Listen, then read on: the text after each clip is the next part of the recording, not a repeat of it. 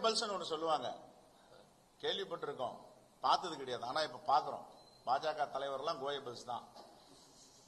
2004 இருந்து 14 வரைக்கும் என்னென்ன திட்டங்கள் தமிழ்நாட்டிற்கு வந்திருக்கு, அதுல 10% திட்டங்களை பாஜக ஆட்சி செய்திருக்கான்னு நான் சவால் விட்டு சொல்றேன். சொல்லுங்க.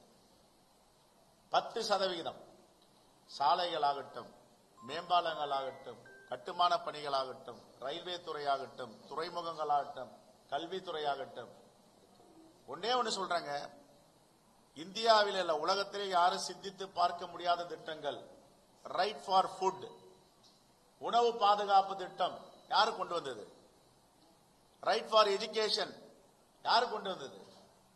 ரைட் டு இன்ஃபர்மேஷன் யாரு கொண்டு வந்தது? இதெல்லாம் ரைட் டு ஒர்க் யாரு கொண்டு வந்தது? மகாத்மா காந்தி ஊரக வேலை வாய்ப்பு உறுதி திட்டம் யாரு கொண்டு வந்தது? 100 நாள் வேலை. அந்த 100 நாள் வேலை அன்னைக்கு